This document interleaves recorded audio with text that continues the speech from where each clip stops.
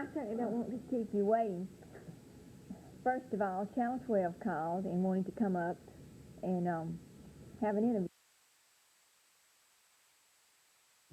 We have called all of the counties. We've gotten the official totals from all of the counties except 8. We have the unofficial totals for those 8. I understand there's still a few boxes not included. But the information that we have now, we still are 728 votes over. This is very narrow, of course. But considering where those boxes are that are still out, we have every reason to believe that we're still in the runoff. And we are certainly going to run it off if there's just one vote different. I believe the people of Alabama have a right to a choice because the majority of the people of Alabama voted for a change. If you miss the runoff just by a few votes, a few hundred votes, will you demand a recount? Well, we might in certain counties where we think that there's been some peculiar situations. I don't think we would have to in all of the counties. Too, we'd have to check to see why I was involved. But we want to make sure that every vote has been counted properly. What counties were those? Now, I'll tell you later.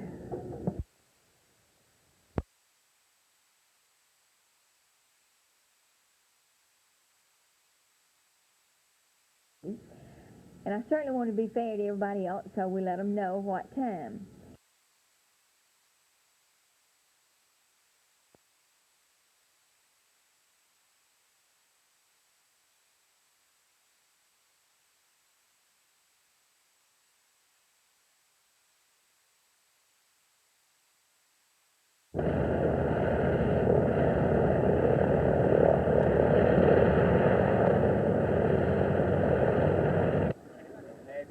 Governor Maddox, how do you do, sir?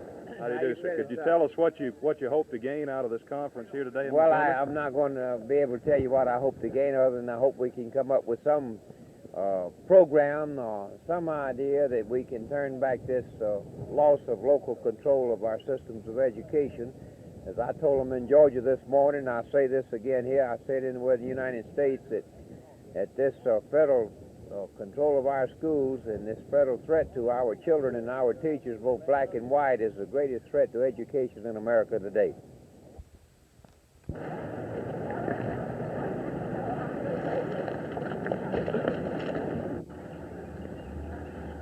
I don't know just what may take place next year, but with these guidelines coming out of Washington that I consider to be un-American and ungodly and even criminal, that the American people are going to speak back against this dastardly thing.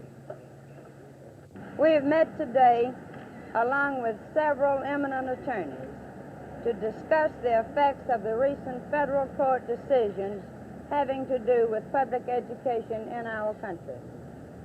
Our actions will continue to be within the law. If these court decisions, as we interpret them, are carried to their ultimate extreme, they will bring nothing but chaos in the field of education in the affected areas. As we understand these decisions, both our white and colored students will be forced out of the schools of their choice and into colleges and schools that they do not prefer and in most cases will not attend. In addition to following appellate procedures, we are asking the Congress of the United States, the courts, and the executive department of our federal government, in fairness, to see that all court decisions and laws on this subject apply to all states of this nation and to all areas of this nation, and not solely to the states of the South, as is now true. Testimony will be presented either by ourselves or by our representatives during the next several weeks before the responsible committees of the Congress of the United States, so that the facts which we have stated here can be brought to the attention of the Congress then in session. We feel that the ultimate extremes required by these decrees can't be accomplished in this area or in any area of this nation without destroying public education. Very easy done. Thank you, sir. What a fine job. George. Fine job. We'll see you later.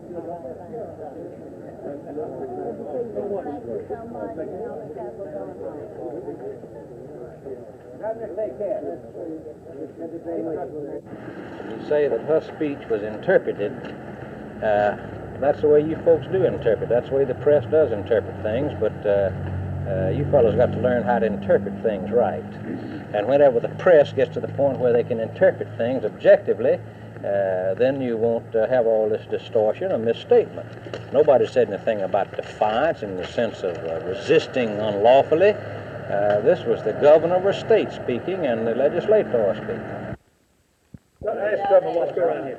I don't know what it is. None of it's fine. I'm just too late. I think we all agree. None of it's fine.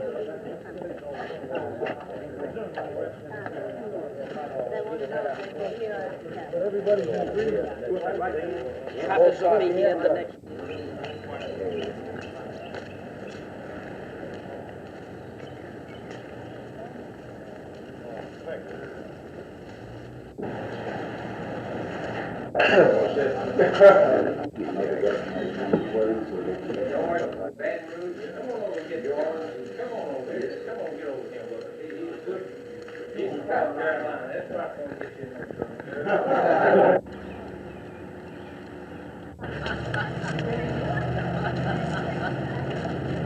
Back right into me.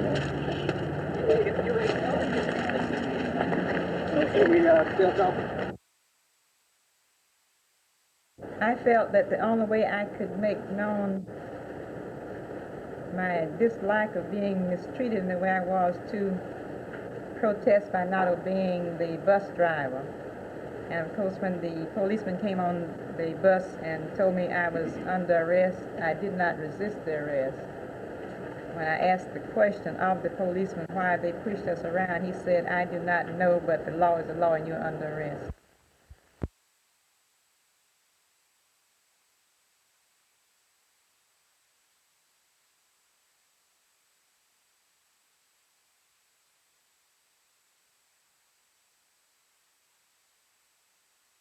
But I think that it's a very, to me, I'm very pleased that this kind of thing is, perhaps like we say, on the threshold of becoming a reality.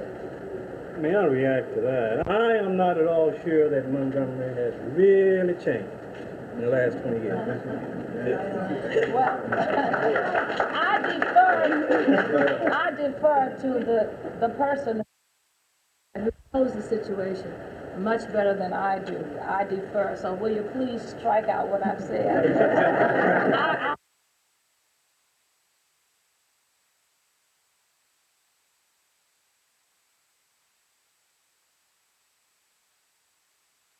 And I'm sure that Governor Wallace will receive an invitation to come.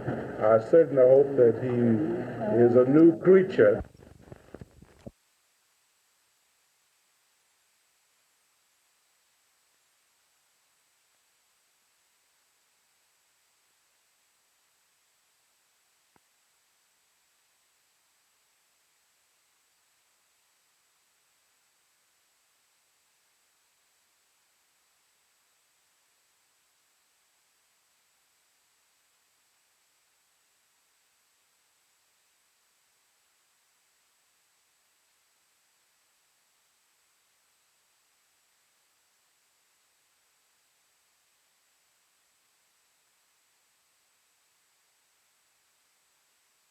Come. But now you have heard people talk tonight about Fred Gray, but I don't want you to think that Fred Gray single-handedly has done these various things. That is not true. I could not have done personally these various things that have been indicated. With reference to the legislative work that was mentioned, I simply supported good legislation. And legislation I thought was bad, I voted against. I introduced what I thought was good legislation, most of which didn't pass. But when we get down there again, I'll introduce some more if I'm there. But what I'm saying is that it has been a team effort, not just me. But I have a staff that really makes me tick. And behind that staff, my wife really is the real, you talk about the brain in the family, she's the brain.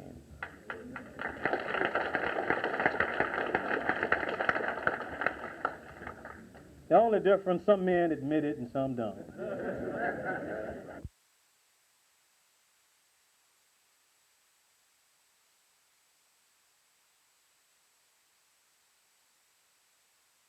And I am very happy that I'm here at Dexter Avenue Church, because right here is where we had the very first meeting after my arrest.